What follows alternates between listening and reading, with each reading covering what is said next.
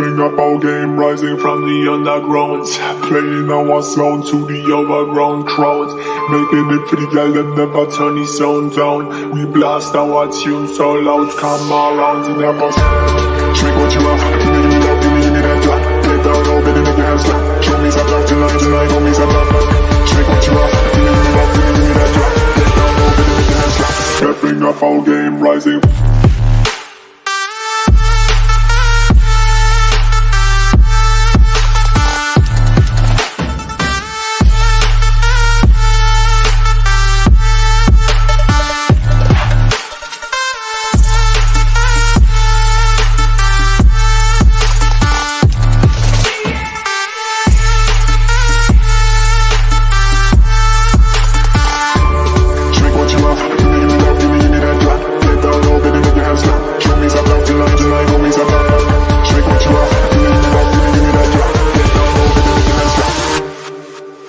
Stepping up our game, rising.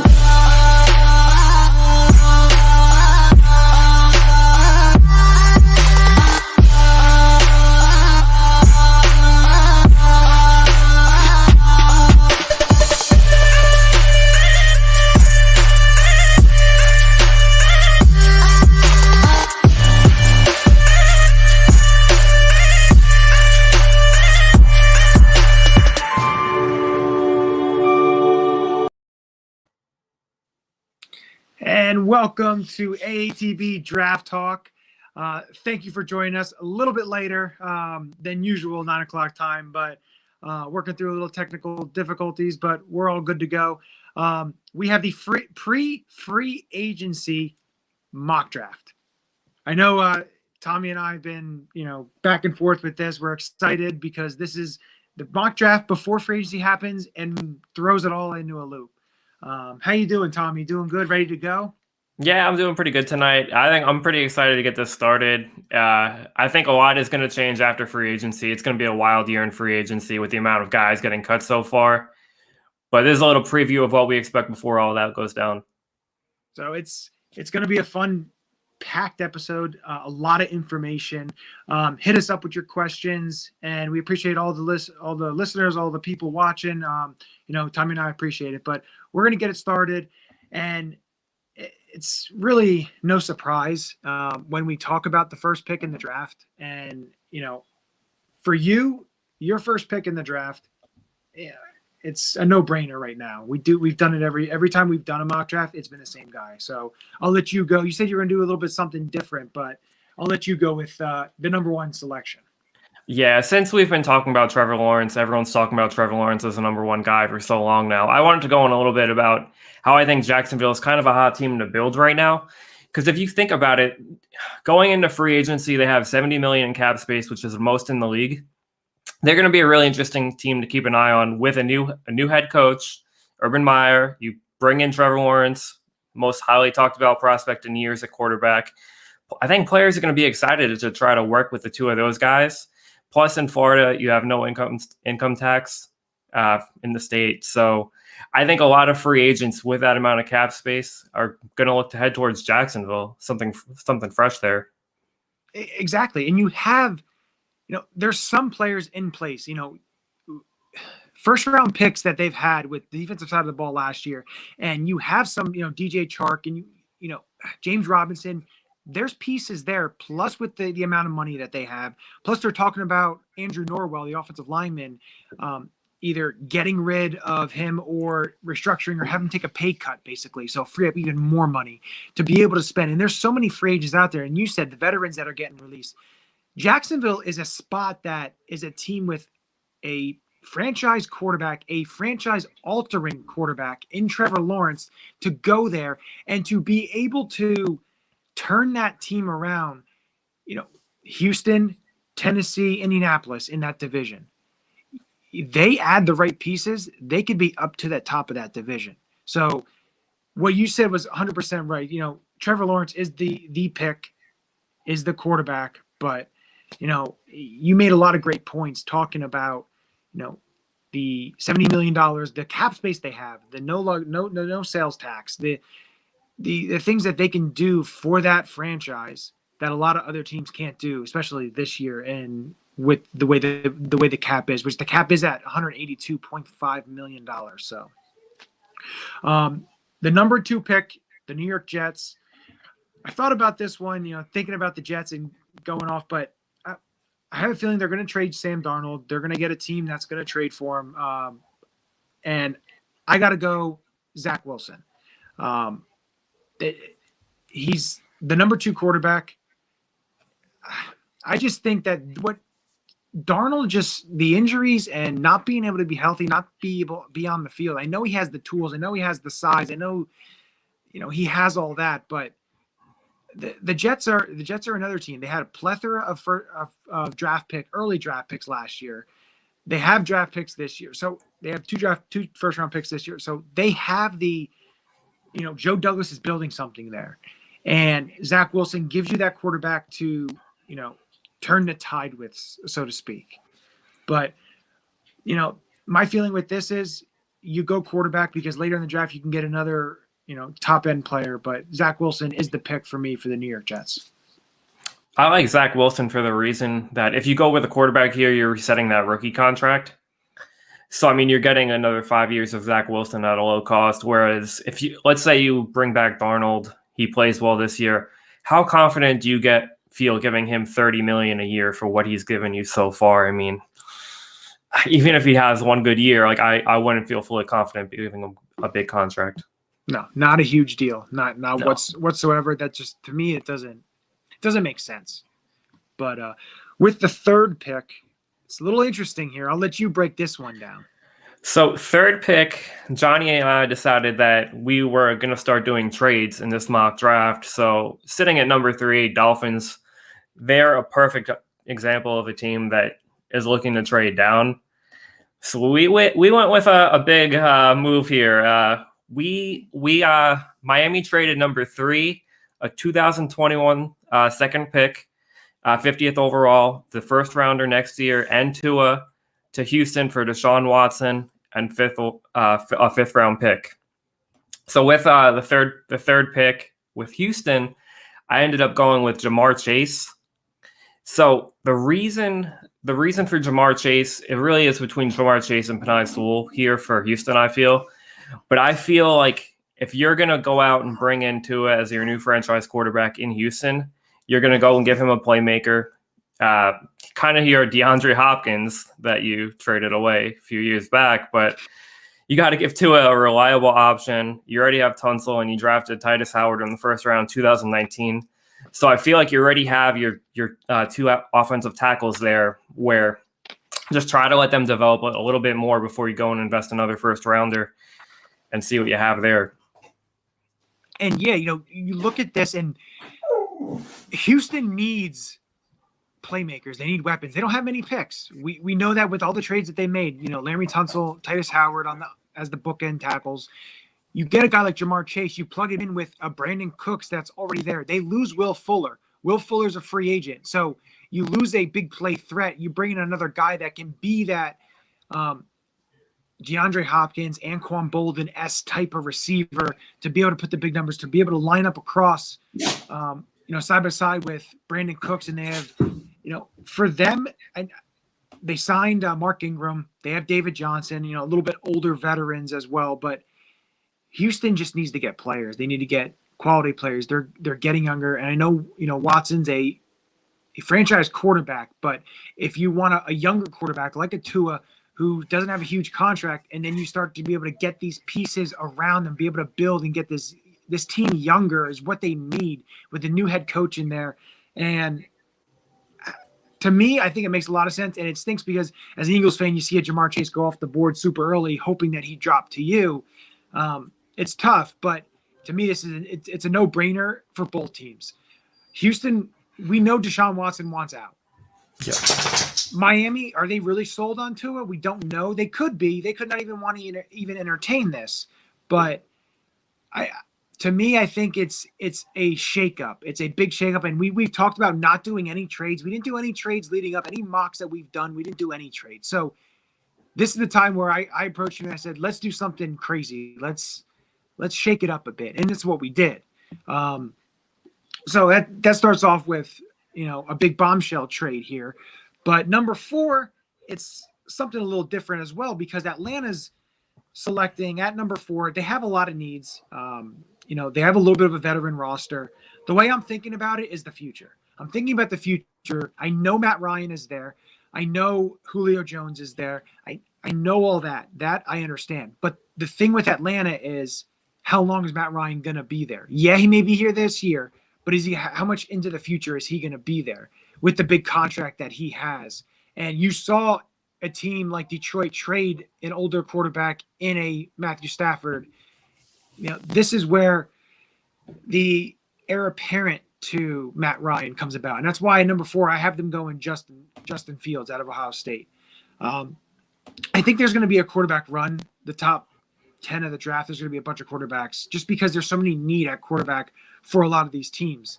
So, yeah, this may not make a lot of sense in terms of Justin Fields may not get on the field, but it's something for the future and something that Atlanta needs to address because Matt Ryan's not going to be there for the formidable future. So you need to start building around a Justin Fields. So adding him in there, I think makes a lot of sense because I just don't know how much longer Matt Ryan is going to, be in Atlanta.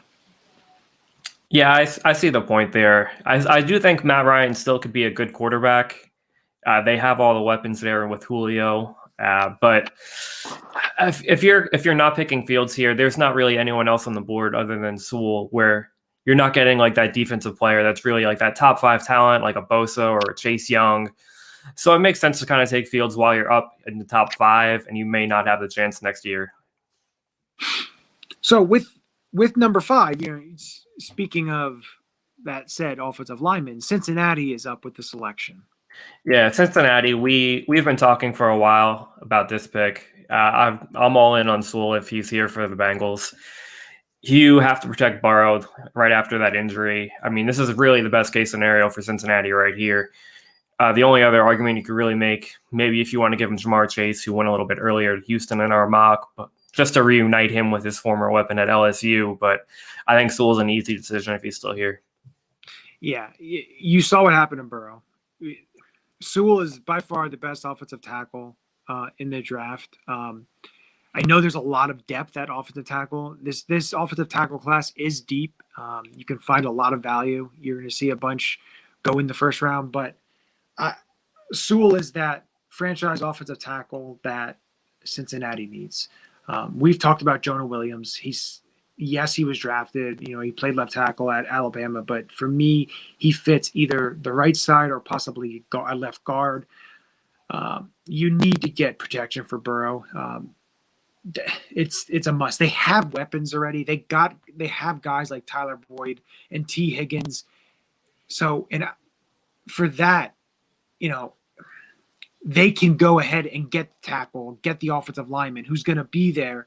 That in other years, I think Sewell would go top 2, 3, but with the need at quarterback, with the teams all up at the top, he slips to 5 for Cincinnati. And we've been talking about Cincinnati going offensive lineman because of that franchise quarterback protection, basically. And I think Sewell at this pick is an absolute no-brainer. We're talking about trades again. Number 6, the Eagles will not be selecting at number 6. We made another trade, and to go with, there's one more quarterback left on the board. I know there's more than one, but one more quarterback we feel that's going to go high in the draft is left there, and a team that is looking like they want a quarterback, and that will be the Carolina Panthers. So the Eagles go ahead and trade 6 to Carolina, and they go up and they select the quarterback out of North Dakota State University, Trey Lance. And Carolina was at his pro day. There's a lot of, I don't know if I could say it. There's a lot of attention with Lance, especially after his pro day. The throws and everyone kind of, salivating off of his potential and what he can be. I know he did not have a lot of starts. I think he had 17 starts at the collegiate level. He had one start this year as like a fun game, I guess you could say, which he didn't play the best. But he is if you could say dual threat quarterback, but he can do both. He can run, he can pass, he can make all the throws. He is a very, he's a great prospect. And a team like Carolina that is not bought in with Teddy Bridgewater. Teddy Bridgewater was the bridge quarterback. So Trey Lance is that guy. If Bridgewater stays, okay. If not, I see them adding another veteran for Lance. Lance may be in that mold of kind of like the Patrick Mahomes in terms of sitting 1 year, sitting that first year and then playing in the second year. But I just think that Carolina goes up, moves up. Eagles go back, which is totally fine because it gets an extra pick or two, all depending, was what the Eagles need. But I think Lance fits what Carolina wants, and Carolina's clearing some cap space that I think they're going to be really active come free agency, and they want to build this team. Matt Rule wants to build this team. They drafted all defensive players last year, and they want to start molding this team to, be a contender in the AFC South, which, yeah, Tampa Bay's there, but that division's wide open. Yeah, I'm excited about Lance as a prospect. I'd be much higher on him, though, if we were able to see one more year of him on film. Just like a lot of guys are just going to be low on him, even though Mac Jones basically has the same amount of career starts. Cam Newton had less starts. But the difference with Lance is he's doing it against a lower level of competition in the FCS. So there's always that concern, but he's a fantastic athlete. I'm really excited to see what he can do at the next level because he's a really fun player to watch. But heading into pick number 7, we just had Jason's comment up, Detroit Lions fan. So with all the quarterbacks basically off the board other than Mac Jones, I had to go linebacker Micah Parsons for Detroit. I feel like they're going to be in a long rebuild, basically. You could give them a wide receiver with Golladay and Marvin Jones most likely leaving. But since there's so many holds, I'm going on the defensive side of the ball. I'm getting someone who can step up and be that leader for them and kind of take them to the next level. Most points allowed in the league last season. I feel like Parsons is a good start because he can do a little bit of everything on that defense. Yeah, and Parsons, he may bite kneecaps off. Campbell likes guys that can do that. But you talked about the receiver. I know a lot of Detroit Lions fans have the PTSD in terms of high wide receiver picks, and they tried with Jamie Collins and Jared Davis, and they tried with these guys, these linebackers, trying to get this stud linebacker, stud middle defender, and Parsons, which he could drop even further. There's some character things that have been brought up or concerns, but if you want to start a rebuilding of a team and rebuilding of a defense, I think this is one of the best places to start. And, we had LeVar on, and LeVar mentioned that Micah Parsons, he didn't want to compare him to, but it's his opinion, Micah Parsons was Ray Lewis that could blitz. And if that's the case, then the Lions are getting one heck of a talent. But the thing is, Parsons can do so much on the field. And he's in that mold of the Isaiah Simmons and, a little bit bigger than that. But he can do so much, can rush the passer, can cover tight ends, can, stuff a running back in the hole. And that's what you need with the linebacker, especially the linebacker nowadays. You have to be able to do multiple things. You can't just be a one-dimensional type of guy, or you're not going to play on the defense. You're going to play special teams. So, and Micah Parsons fits. I think it's a great pick. Now, getting into the Eagles pick, because now they select at 7 or 8, and they're not going to trade back. There was a comment right here by Jay, and that's the pick. I'm going Kyle Pitts, and I did not put tight end Kyle Pitts. I put athlete Kyle Pitts. I know there's still receivers on the board. I know there's corners on the board. I understand that. But the way I see it is Zach Ertz is going to be either released or cut. I think that you need to get a playmaker. I'm going to say that because I'm not going to say he's just a tight end.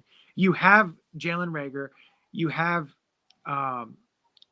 Dallas Goedert, Miles Sanders to add another piece for Jalen Hurts. I think that Pitts can be so much in this offense, and you have an offense structured with all these coaches and these guys who've been with receivers. And my thing is the development and what you've seen with other teams in other positions and with these coaches. I just think what you can do is, the comment right here by Jay is mismatch nightmare. You can put him out there and it's going to be a mismatch. And, I know Adam, this is his guy. I know he had 2 articles. I know he, on AATBirds.com, he's all all in. for it. He's all in. He's bought in.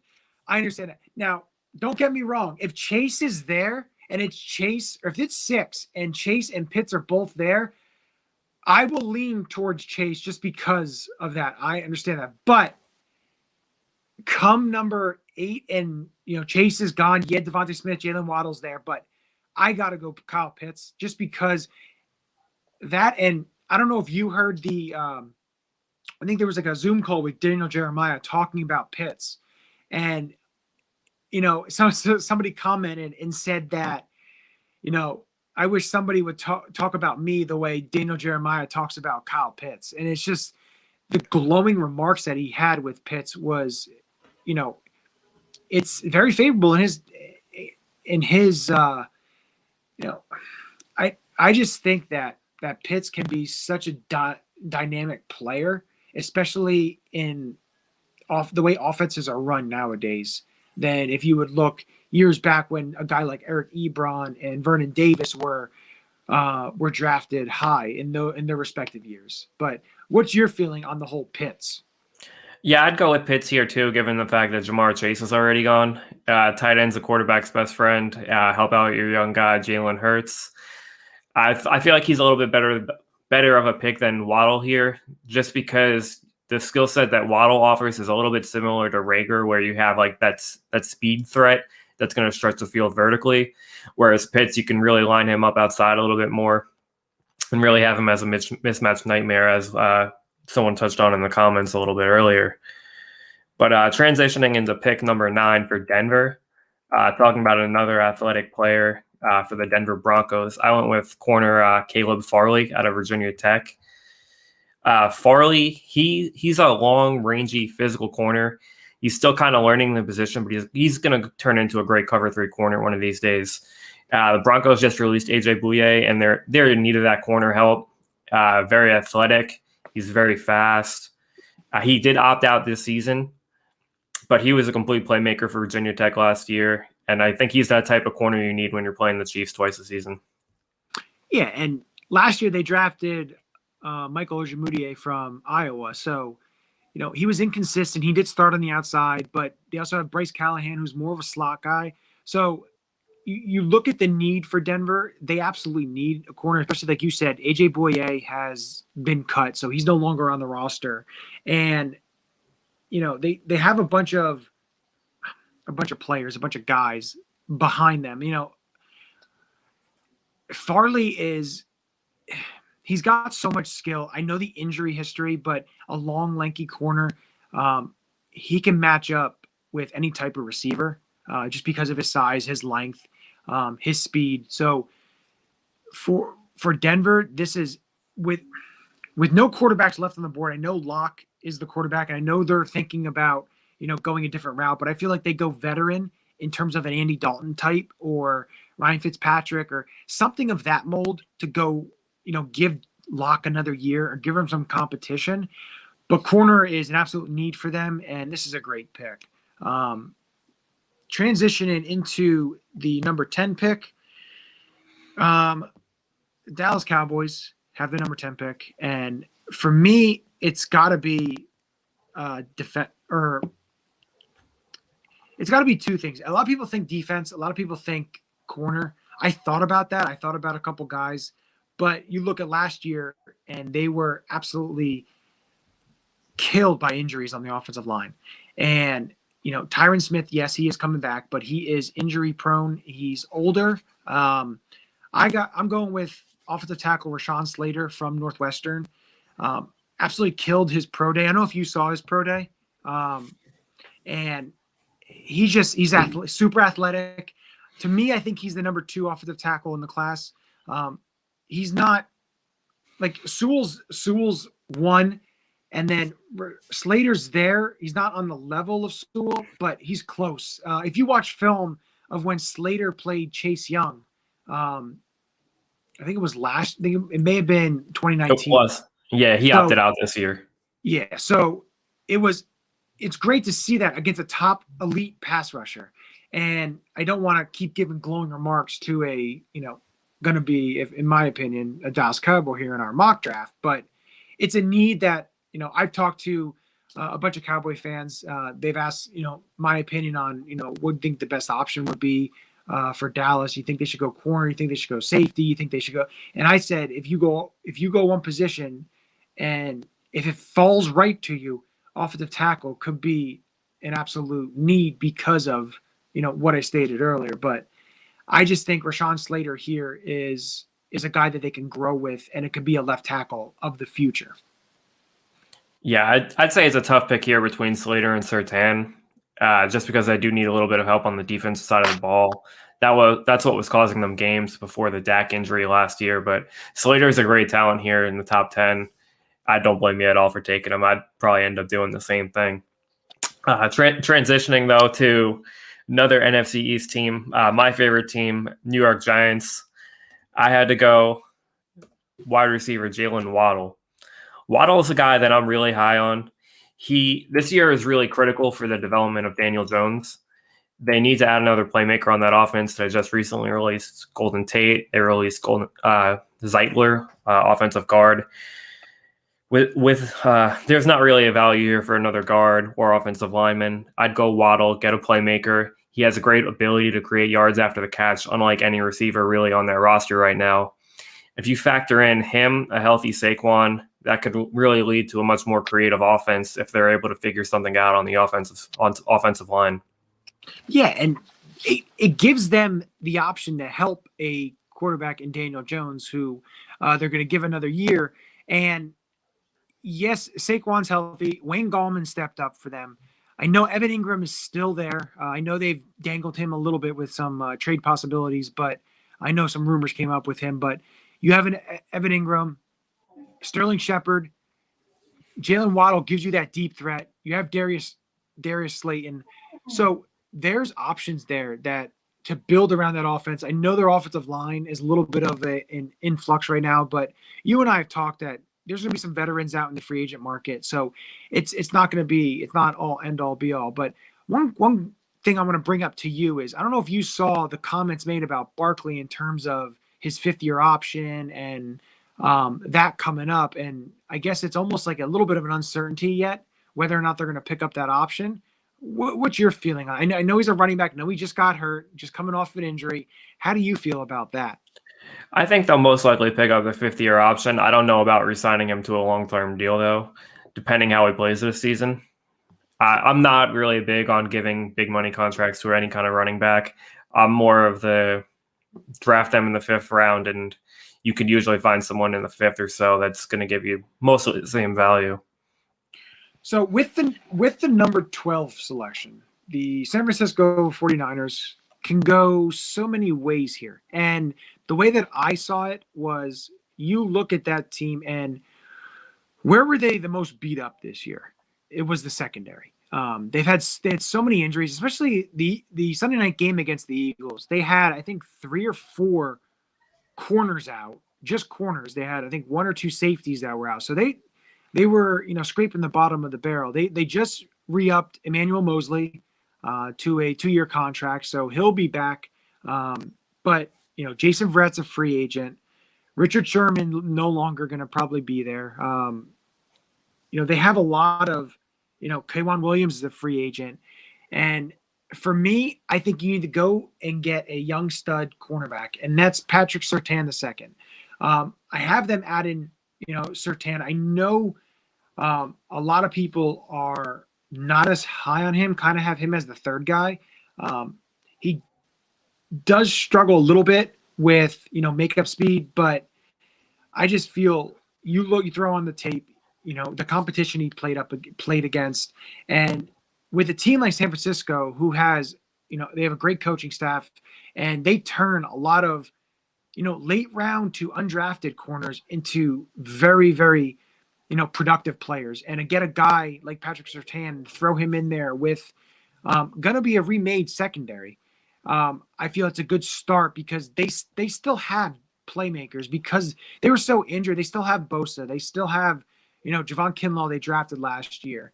And, they've got guys, D Ford, and they have players that they're going to be okay, especially on, the front end of that defense. But the back end, to be able to add a guy like Surtain, I feel is going to, go a long way with rebuilding that secondary. Yeah, I would be between Surtain and Horn here, but I got to ask, what's your opinion? If Trey Lance is here, do you take him? If Trey Lance is here, yep, I think he's a 49er. Yeah. Just what he can do in a Mike Shanahan offense, I love the fit.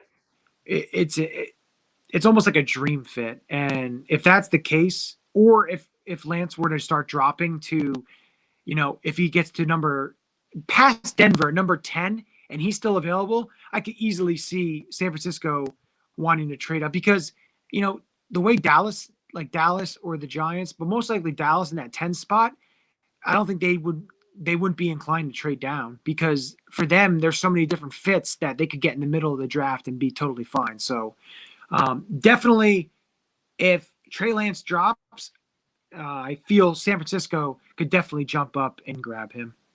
Yeah, I'm with you on that. I just love the fit of him in that offense. Moving on to number 13, going for the Chargers, we have Christian Darrisaw, offensive tackle out of Virginia Tech. Sort of the same reasoning for the Bengals pick where we went with Sewell. Same reason Chargers are going with Darrisaw.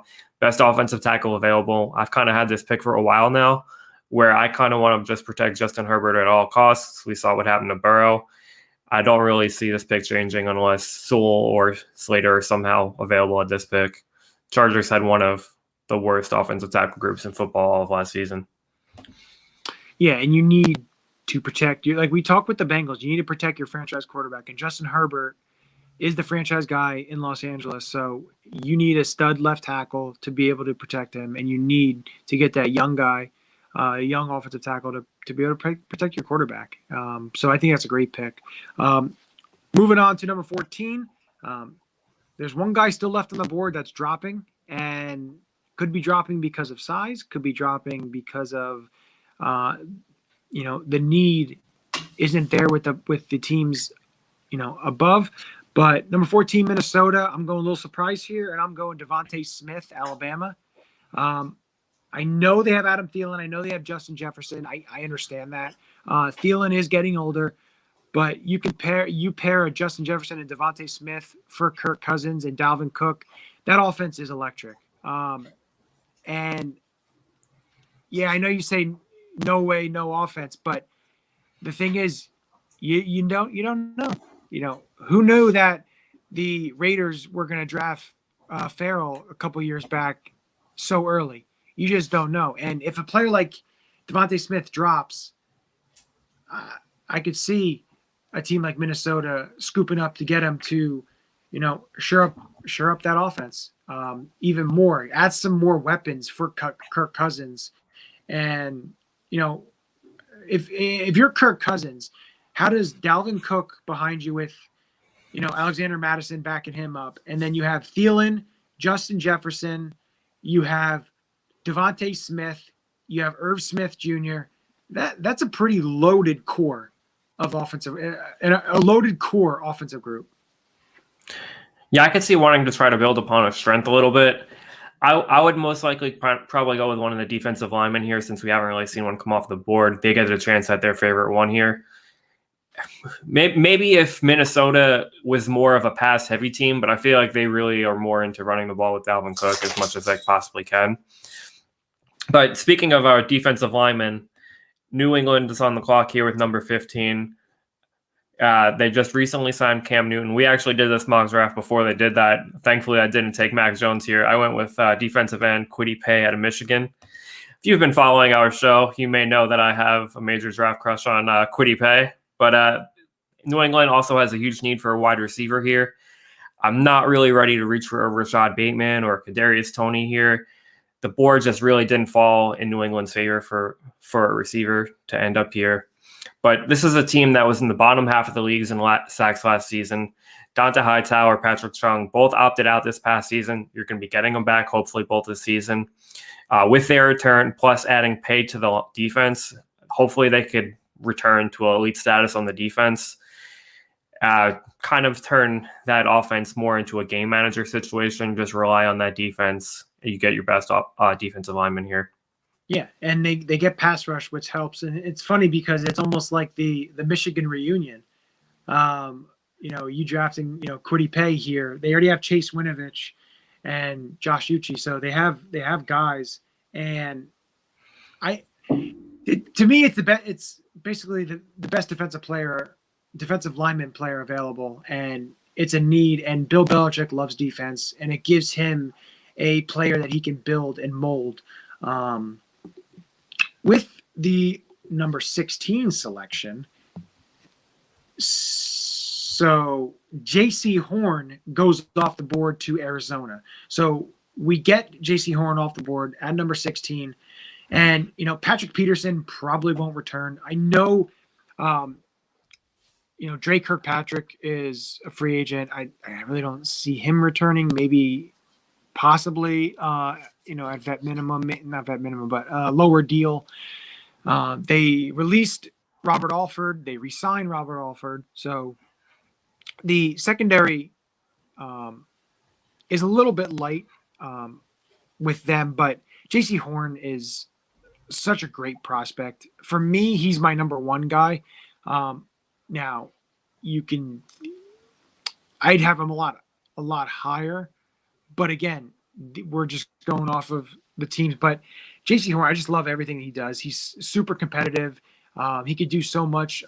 And, it's funny because South Carolina had two really good corners, and, they weren't the best team, but, the talent is all there. The son of Joe Horn. I just think that Arizona can, help themselves and get a player to, I don't want to say replace Patrick Peterson, because Patrick Peterson's an all-pro, but somebody that can try and fill his shoes. But I think J.C. Horn is an absolute steal here at number 16, and Arizona, I think, would be super stoked to have him. Yeah, I think he's a great fit. He's probably best case scenario for Arizona here. That's probably the guy that they're hoping falls to them at 16. Nice physical corner. Moving on to number 17, Raiders. I have them going with linebacker Jeremiah Owusu-Koramoah out of Notre Dame. What I like about him, he's one of the most exciting prospects out there. I think Mike Mayock's going to really fall in love with his versatility. They have a bit of a weakness at linebacker, and I feel like he's the perfect guy to fill the middle and really give him a leader on defense. With the versatility, he's like the new hybrid linebacker where he can play a little bit of linebacker. He's played safety. He lines up as a slot corner in coverage. He really gives the Raiders some identity to their defense.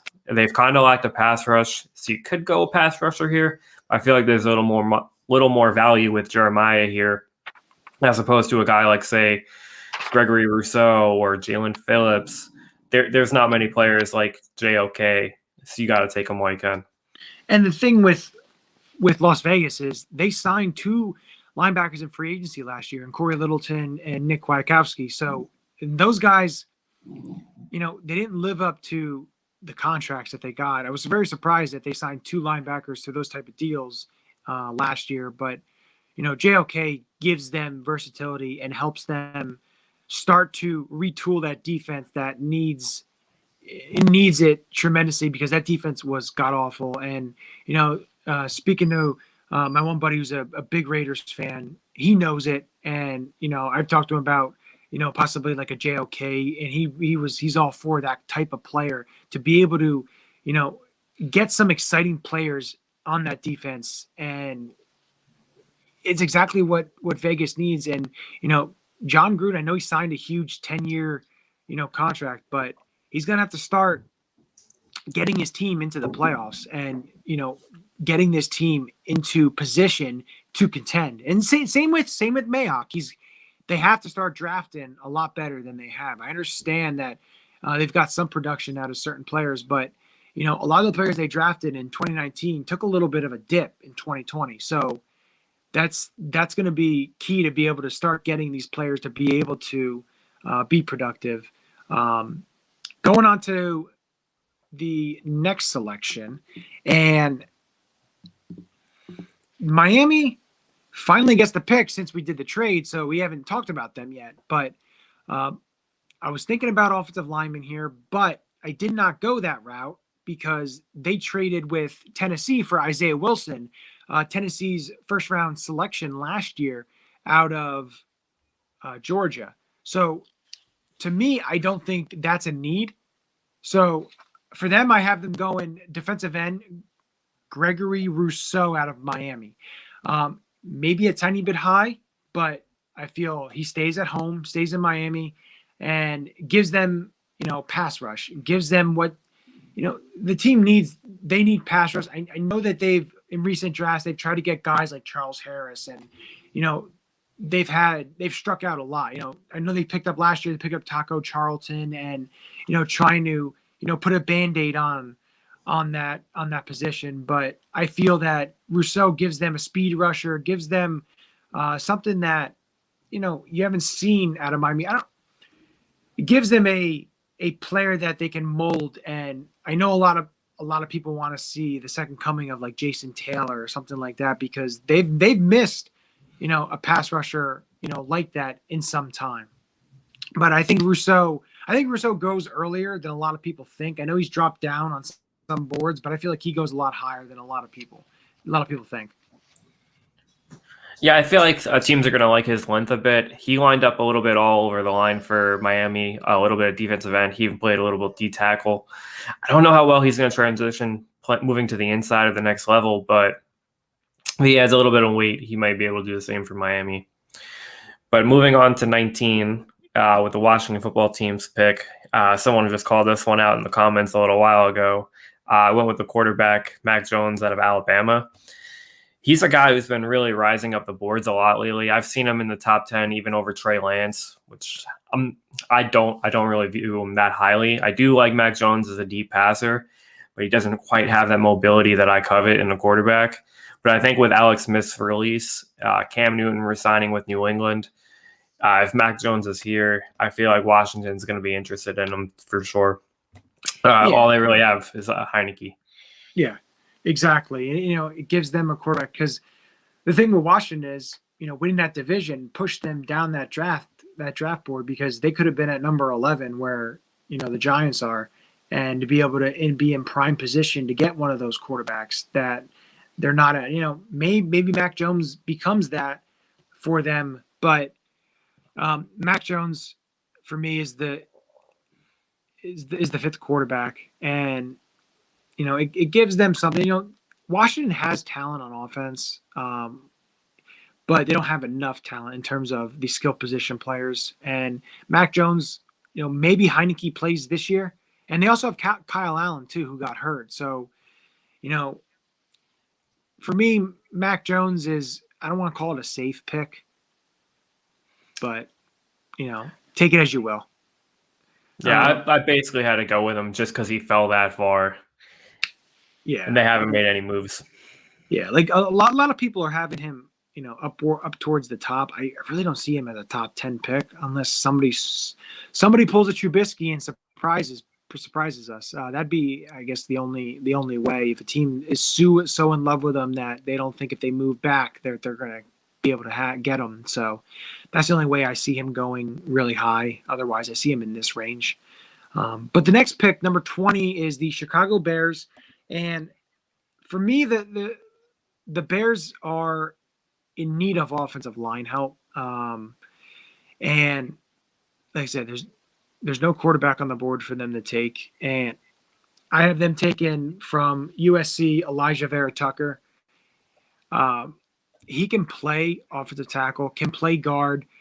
He can play all over the offensive line. And for me, the Chicago had so many struggles, and you watch Trubisky and Foles play and basically running for their lives because the offensive line for Chicago just wasn't strong enough. Charles Leno at left tackle, and they had Bobby Massey at right tackle, and Affetti at right tackle as well, and then Cody Whitehair, but they at guard and center and moving guys around, and it just wasn't working. But I feel Vera Tucker gives them the versatility that they can use him at right tackle, they can use him at guard, they can move Leno to right tackle, move him to left tackle. They can do so many things with Tucker, and Tucker's been rising up, and watching him, I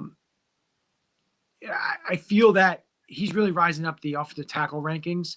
And I feel like it's a great spot for him to go for Chicago. It kind of falls into place for them because, the team right after them also needs, help at that position as well.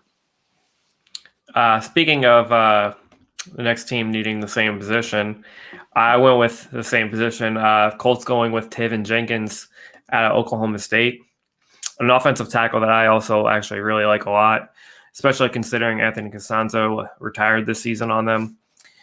Also, with the trade for Carson Wentz, I mean, we all saw what he was able to do last season without an offensive line. Do you really want to repeat that in Indianapolis? You have to get him some kind of offensive line help. Smart move just to protect him as best as you can. You don't really want to damage his confidence anymore. This is kind of like his fresh new start. Get him his offensive line, get him his playmakers. You don't want another situation of what you had last season. And the thing with Indianapolis is they have a ton of cap space as well. So this could also change as well, depending on where they go in free agency. But you definitely have to shore up that offensive line with Costanzo, like you said, with Costanzo retiring. You need to be able to build that depth on that offensive line. With number 22, Tennessee, I have them selecting out of Georgia edge rusher Azeez Ojulari from Georgia. They need pass rush help. Harold Landry has played okay, but he hasn't lived up to what a lot of people thought he was going to be coming out of Boston College. And, they had Jadeveon Clowney last year. He wound up getting hurt. I'm not sure they're going to bring him back. He is a free agent. So I just feel this is a depth position that, Tennessee really needs to shore up. They need to shore up their pass rush on that defensive side of the ball. So I think Ojulari here is a super value pick at number 22. Yeah, I agree with that. I have him as my number 2 edge rusher in this draft just behind Pay. He has so much speed and twitch to him. He gets off the snap so quickly. He's not really 100% refined in his technique yet, but if they're able to tap into that in Tennessee, he's going to be a great edge rusher for them. I stuck same position for pick number 23. I went with an edge rusher also for the New York Jets. I went Jalen Phillips out of Miami. What I like about Jalen Phillips, I think he's a little bit too good of a value to pass up here. And if you look they went with a new head coach, Robert Saleh, who's more of a defensive minded guy. I like the idea of them strengthening the defensive line. The thought of him and Quinnen Williams, that could be a monster tandem on that defensive line. See a little bit of like what they did in San Francisco these last few seasons, strengthening up that defensive line and building up that way. Yeah, because Jordan Jenkins and Terrell Basham are both free agents, and their edge rush, pass rush, outside linebacker is super thin. I definitely see them adding a free agent edge rusher, but Phillips there, the potential is there, and I think it's something you really look at as a guy that has had injuries, has had some concussion problems, but if he's healthy, he's absolutely a steal here at 23.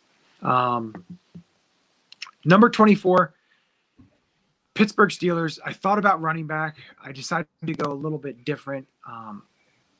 With the Steelers, they had a lot of issues last year on the offensive line. It's almost like a common theme. This offensive line has been, pretty.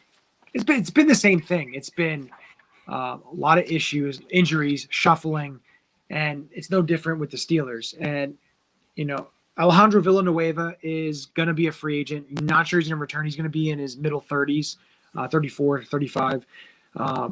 Zach Banner got hurt first game of the year last year. He is also a free agent. So they have issues. They have decisions to make. And that's why I have Jalen Mayfield from Michigan as the pick here. is, to me, he's a little bit raw, but he's a type of player that, when you go to the Steelers, they have a great coaching staff to be able to mold him, to be able to, build him up. But this is where they need to start, getting in that offensive line and getting younger, because they've been old the last couple of seasons. And, Marquise Pouncey as well has retired. So I think Mayfield here is a great value pick for the Steelers. Yeah, I would agree with that. I could see them going offensive line here. I also like the idea of adding Najee, though. He's such a powerful runner. He could give it an added dimension as a receiving threat out of the backfield also. With number 25, though, I ended up going Jacksonville. I took Christian Barmore out of Alabama, the defensive tackle. With this pick, I could see them also maybe going wide receiver here if you like Rashad Bateman or Kadarius Toney, but they were bottom 3 in the league last year in run defense. And I like the idea of all the youth that they'll have and potential on that defensive line. If you look at the last few seasons, in the first round, they added Josh Allen and Clavin Chason. Now you add in a guy like Christian Barmore, and you really have a lot of potential there on that defensive line, building a strong core for the future. Yeah. I feel like there are like later picks, though, with the wide receiver that they could go. So you go defensive tackle here. He's a number 1 D tackle. It's more of a positional value at this point. Get the best in his class, the position. Yeah, and I absolutely agree with that. Just build up the depth on that team with some, young talent, because, like we said, Jacksonville is a team on the rise, and, they're a team that you have to watch out for.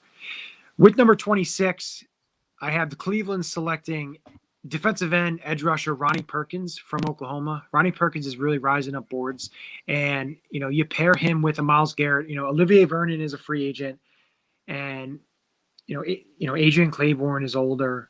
They have a bunch of guys. Porter Gustin really showed a little bit of flash last year, but the Browns need to get another guy on the opposite of Myles Garrett, and if you do that, Ronnie Perkins is going to have a lot of one-on-ones, and that's going to benefit him, especially as he develops as a rookie into his NFL career. But I think this is a great pick for Cleveland. I thought about going secondary, but with Perkins still on the board and how he's really rising up boards, I think this is a good pick for Cleveland. Yeah, I'm a big fan of Ronnie Perkins. He contributed a lot to that Oklahoma defense once he returned from his suspension. Moving on to 27, I stuck with another edge rusher for Baltimore. I went with Carlos Basham out of Wake Forest.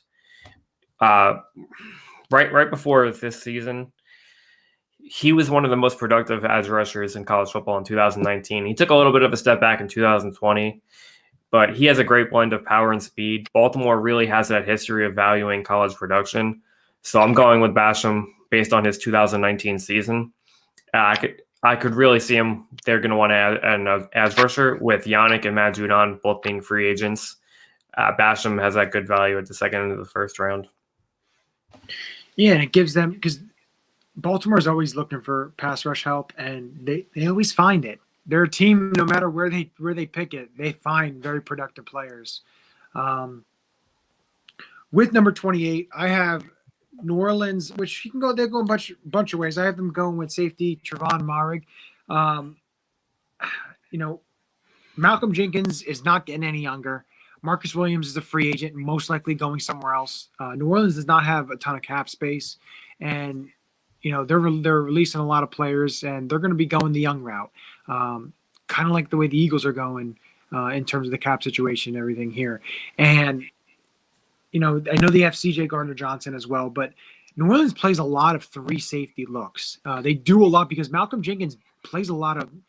He's basically a bona fide. He's a linebacker.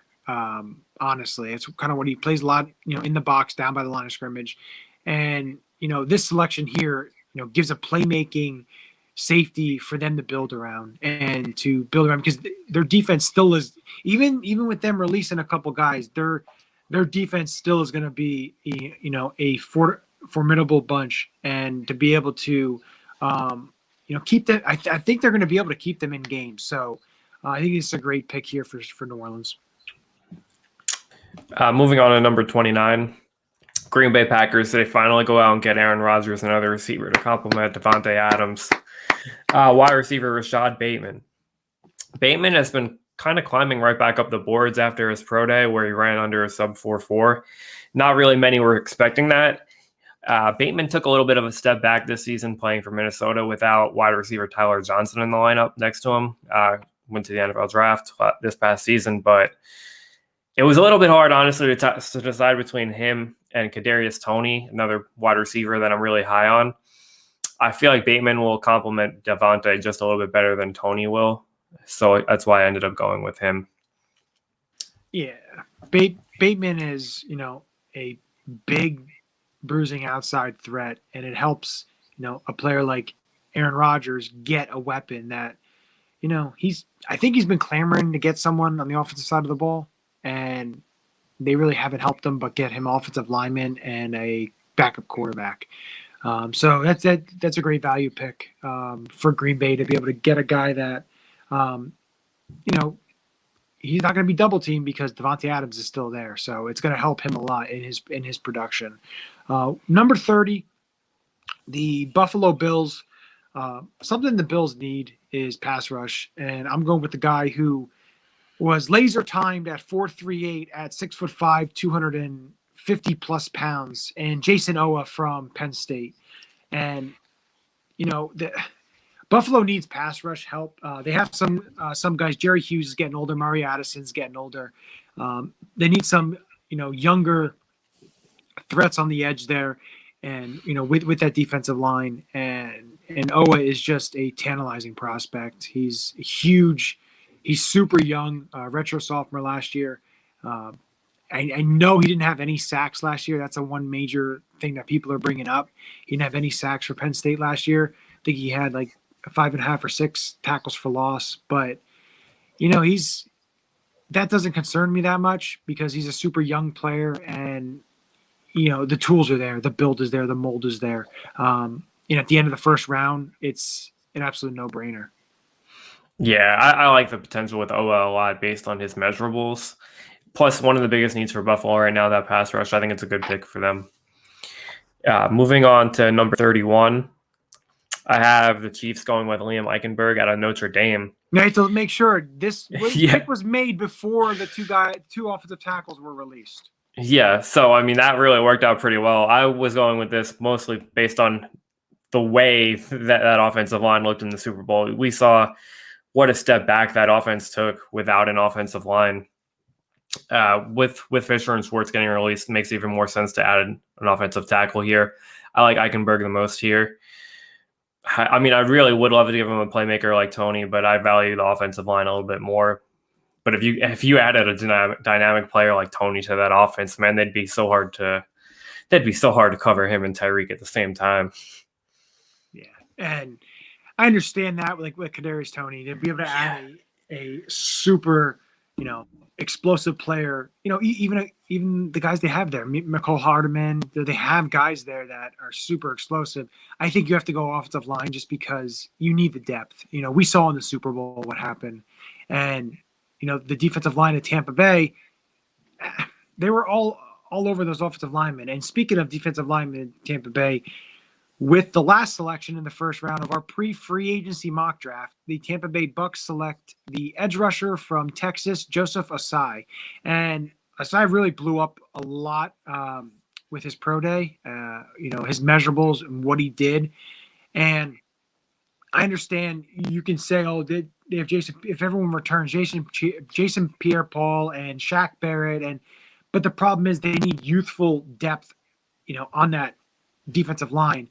And Asai is that. Now, originally we had Zaven Collins mocked here, but I really don't feel like that fit because them re-signing Levante David and, you have Devin White. I just didn't feel like that was a fit there. So I went the route of Asai, and I think that does wonders for that defense to be able to get a young guy who has so much potential. And like I said, this edge class is so deep. And same with the offensive tackles. We've talked about it, how this like positional rankings in terms of some positional rankings are so deep, and then you look at some that are just you top end. A couple guys are pretty good, and then the rest are just like you don't know, and they're so interchangeable. And I think Asai here gives Tampa Bay that youthful depth that they absolutely need, because they don't have a ton of cap space to be able to acquire younger veterans to be able to fill that. They need to get some guys in the draft and be able to fill that team out. I understand. I know Tom Brady signed an extension, so Tom Brady, I don't know how long he's going to play, but it looks like he's going to be. I think he's going to be there forever. It just seems like he's just going to. I don't know what it is. He's just going to keep playing. He's going to play. He's going to play till he's 50. Yeah, maybe. I think I honestly I think if Tom Brady makes another Super Bowl, I think what they need to do is tell Eli Manning to come out of retirement, or if Nick Foles is retired by then or whatever, to come out of retirement and play, because those are the only three guys that can beat him in a Super Bowl, or the only two guys that could beat him 3 times in a Super Bowl. So, but no, this was a fun mock draft because it was, no free agent moves have happened. There's been a couple little trickle deals trickling in, and, a couple trades that happened earlier in the offseason, but come Monday when the tampering period starts, this is going to be absolute. Like I said, it's going to be free agent frenzy. It's going to be crazy. So you're going to have a ton of different mocks are going to come up. Our mocks are going to change just because teams are going to fill needs, and that's what happens. So it's going to change a lot of where players are going to be, positioned. And yeah, also like, if you look at the board, like there's still so much talent left on the board there. Like Kadarius Toney not in the first round. Then you have some other guys who didn't go. Oh, let me see my list here. Zayvon Collins, Terrace Marshall, all guys. Najee Harris. There's just so much talent on the board that we honestly can't squeeze everyone in. I mean, there's going to be a lot of talent in day 2, I feel. Yeah, there's 32 picks. There isn't so many. We don't have a ton of picks to be able to squeeze everybody in. There's so much talent, and I feel the first 3 rounds, the first 100 picks, there's so many players that you can get production. This draft, I like it because it's the front end can be super productive. You can have so many of these guys, but I just feel this whole draft is going to be a shakeup because there's going to be so many guys that are going in the 5th, 6th rounds that are going to make teams and are going to, be super productive. I feel like there's going to be more of that than in years past, just because there wasn't that much of a season. There was, short snippets of seasons, 7, 8, 9 games. Some teams, didn't even play that many games. Some players opted out. So if this is the year that you get them, a lot of, players getting drafted in the 1st and 2nd round that, unfortunately don't give you as much production because of that. But players in the 5th, 6th round, you wind up having starters and finding a bunch of, players to play, ton of years and start a ton of years. It's the crazy. I know the draft is so unpredictable and there is no science to it. That's why people always, hammer GMs and they hammer him in Philly with Harry Roseman, and that's for a lot of other reasons too. But even, all over the place, Jerry Jones, Mr. winning all these Super Bowls, hasn't done much since he took over, picking the players for his team. So it's a roll of the dice. Sometimes you hit, sometimes you don't. But this is a fun time, and especially after, the free agency period starts, it's going to be pretty hectic. Yeah, I'd agree with you there. Once free agency gets rolling a little bit too, we start seeing a little bit more moves. We'll probably come back with another mock draft to kind of update you guys on how we're feeling as some of these needs are being met in free agency. And looking at next week's episode, I think we're gonna, with free agency ramping up, I think we're gonna talk about the free agent moves in terms of how it's going to impact the draft on some of these teams. So some of the big free agent moves that are done, We're going to talk about how it's going to impact the draft and, what it's going to do in terms of where the teams are going to pick and where they're going to look and what teams are filling what needs. So that's definitely something that we're going to get into. And we're going to probably start getting into going over, each division and looking at that, especially with free agency ramping up. Teams are going to be filling their needs. Then we're going to go division by division, seeing what's left. What else can teams do to be able to add to their team the holes that are on their team? So that's something to look forward to. But I want to thank everybody for joining us. It was a fun time. Tommy and I had a blast. And, we appreciate all the comments, all the shares, all the people liking. Make sure you subscribe to the YouTube channel as well. AATBirds.com. You can, find tons of great, information. There's great articles dropping basically daily. So definitely keep an eye out there. Keep an eye on all the shows on the AAT Bird Network. Our show, of course, is on Saturdays at 9:00, sometimes 9:30, all depending on when we start. But you have Mondays Chips and Dish. You want to check that out. Great show. Chip is going to have his wife on there. March Madness is coming up, and she always beats Chip in anytime they do any type of pick'ems, and it's going to be fun to see and hear her reasoning on the pick. So that's definitely one to keep an eye on this upcoming Monday. But tomorrow we have a special on Sunday, a special March Madness episode with Phil, Chip, Jason Sullivan, and Mike Barrera. So definitely check that out. That's going to be a fun time. They're going to break down the brackets as they are released tomorrow. So that's something to definitely check out. On Tuesdays, Fairway to Heaven, the golf show, the fantasy golf show with Phil and Jason. You want to check that out every Tuesday. On Wednesdays is our flagship show, the AT Birds Weekly Report. You're going to definitely want to check that out. Free agency starting. Maybe the Eagles make some moves. Maybe they do some cuts, some different things that are going to be happening. So we're going to definitely dive into that. Any news that happens, because it seems like Eagles news drops on the daily in terms of, bombshell. It's Days of Our Lives in Philadelphia, the NovaCare complex. So you get that.